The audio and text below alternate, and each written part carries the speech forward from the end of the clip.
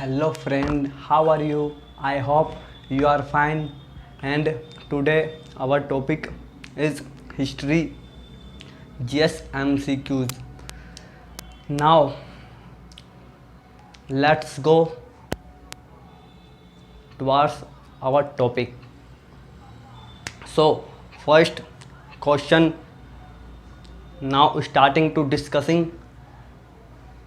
First question हमारा है, आत्मीय सभा का गठन किसने किया था? आत्मीय सभा का गठन किसने किया था?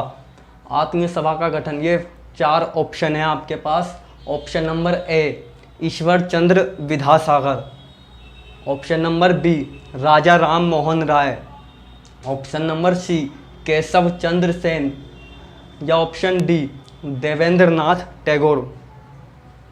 Who was the founder of आत्मीय सभा? The right answer is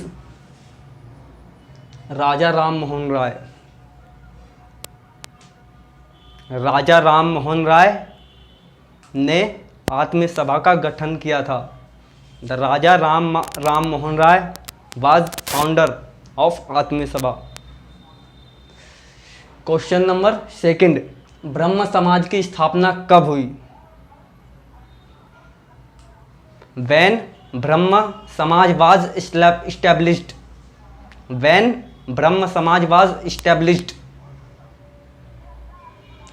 option A 1828 1828, option B 1830 1830, option C 1815 1815, और ऑप्शन डी 1829। When was ब्रह्म समाज established? The right answer is 1828। 1828 में ब्रह्म समाज की स्थापना हुई थी और इसकी स्थापना राजा राम मोहन राय ने की थी। द फाउंडर ऑफ ब्रह्म समाज राजा राम मोहन राय। भारत में सर्वप्रथम पुनर्जागरण कहाँ हुआ था?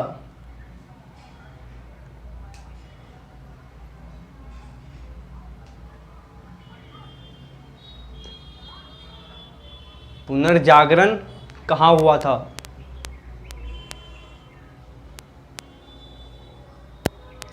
फर्स्ट टाइम, पहली बार, सर्वप्रथम। वेयर रेनेसां स्टार्टिंग, कहाँ पर पुनर्जागरण की शुरुआत हुई थी पहली बार? In our India. In our India where renaissance was starting, पुनर्जागरण की शुरुआत कहाँ हुई थी? इसमें 4 ऑप्शन है आपके पास। Option A Madras, option B Bombay, option C संयुक्त प्रांत जो कि उत्तर प्रदेश कहते हैं अभी हम जिसे, या D Bengal. I hope you have given right answer. The right answer is Bengal.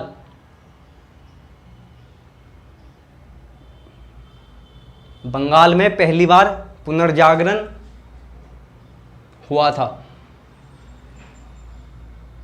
The first time Renaissance starting in Bengal। Question number 4, Calcutta में हिंदू कॉलेज की स्थापना कब हुई थी? When was Hindu college established? When was Hindu college established in Calcutta? Calcutta में Hindu college की स्थापना कब हुई थी? Option number A 1822 1822, option B 1820 1820, option C 1817 1817, और option number D 1809, 1809। I hope you have given right answer. The right answer is 1817। In 1817 Calcutta Hindu college was established. 1917 में Calcutta Hindu college की स्थापना हुई थी। राजा राम मोहन राय को राजा की उपाधि किसने दी?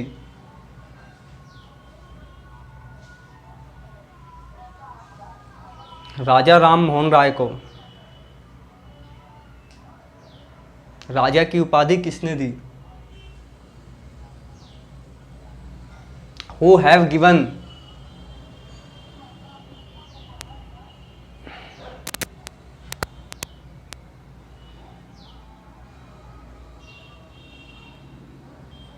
The surname of Raja to Raja Ram Mohan Roy?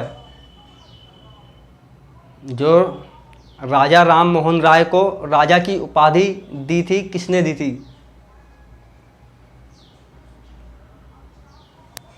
The right answer पहले बताने से पहले हम ऑप्शन देखेंगे।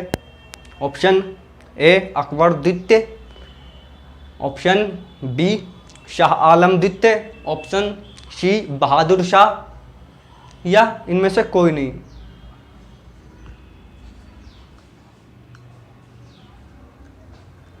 आई hope you have given right answer. The right answer is Akbar द्वितीय। Who have given surname of Raja to Raja Ram Mohan Roy? That was Akbar. Tattvabodhini Sabha की स्थापना किसने की थी? तत्वबोधिनी सभा की स्थापना किसने की थी? Who had established Tattvabodhini Sabha? Four option is given there.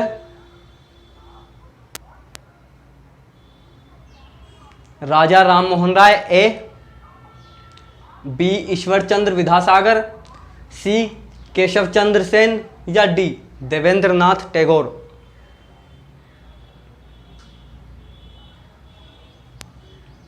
Tattvabodhini Sabha की स्थापना किसने की थी? आई होप आप लोगों ने सही आंसर दिया होगा। इसका राइट आंसर है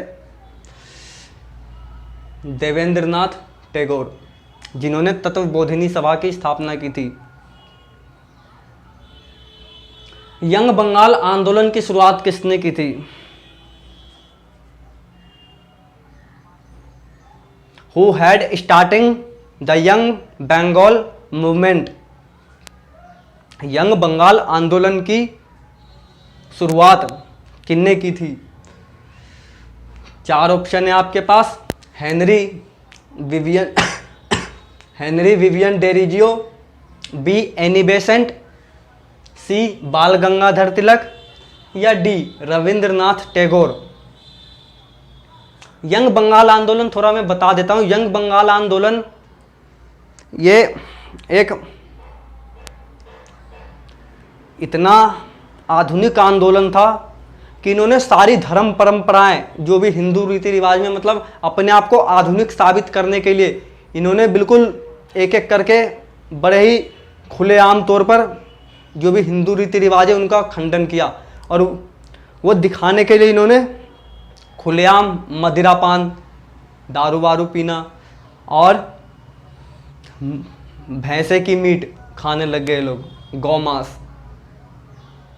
इनका मकसद था कि इस कदर हम ऐसे करके दुनिया को दिखा सकते हैं कि हमसे ज़्यादा आधुनिक कोई नहीं। ये परंपराओं को, हिंदू रीति रिवाजों को तोड़ने की कोशिश में ये आंदोलन चला था, परंतु ये आंदोलन उतना सफल नहीं हुआ क्योंकि ये कुछ ज़्यादा इसने हद पार कर दिया था।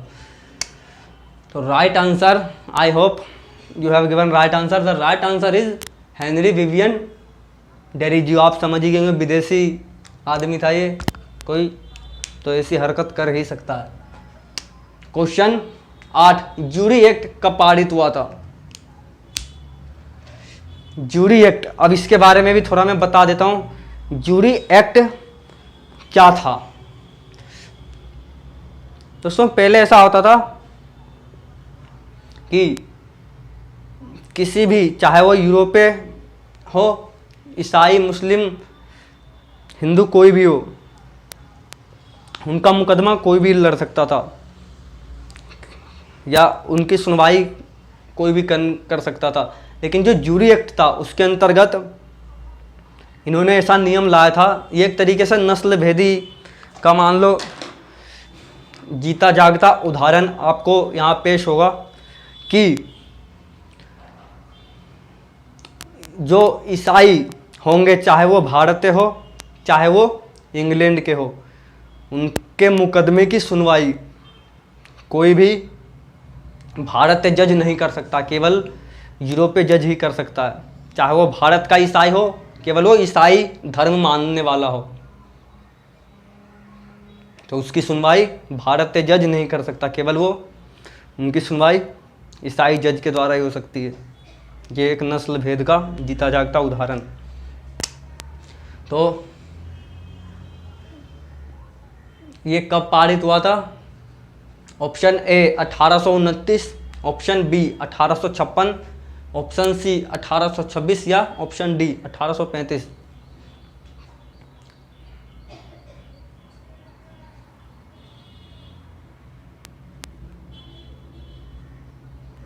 When was Jury Act passed? The Jury Act passed in 26, ये 1826 में जूरी एक्ट पास हुआ था। आई होप आपने राइट आंसर दिया होगा। अब हम क्वेश्चन नंबर 9 पर आते हैं। क्वेश्चन नंबर 9, महाराष्ट्र का सुकरात किसे कहा था? सुकरात आप जानते ही होंगे, विश्व इतिहास में ये एक चिंतक, राजनीतिज्ञ, विश्लेषक, दार्शनिक, बहुत कुछ थे और बहुत ही कुशाग्र बुद्धि के धनी थे ये। तो भारत में जो हमारा महाराष्ट्र प्रांत है, वहाँ का सुकरात किसे कहा जाता था? 4 ऑप्शन है आपके पास। बाल गंगाधर तिलक, बी महादेव गोविंद रनाडे, सी राजा राम मोहन राय या डी केशव चंद्र सेन। इनमें से किसको महाराष्ट्र का सुकरात कहा जाता था? Who was called Sukrat of Maharashtra? Who was called Sukrat of Maharashtra?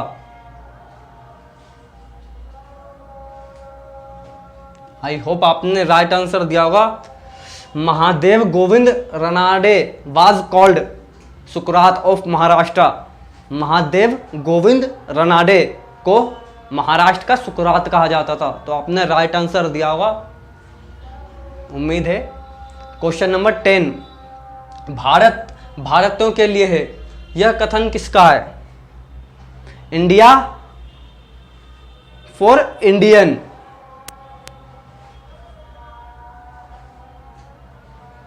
We can say India only for Indian, यह कथन किसका है? ब्रह्म समाज, ए, बी प्रार्थना समाज, सी आर्य समाज या डी यंग बंगाल आंदोलन। India for Indian. I hope you have given right answer. The right answer is Arya समाज।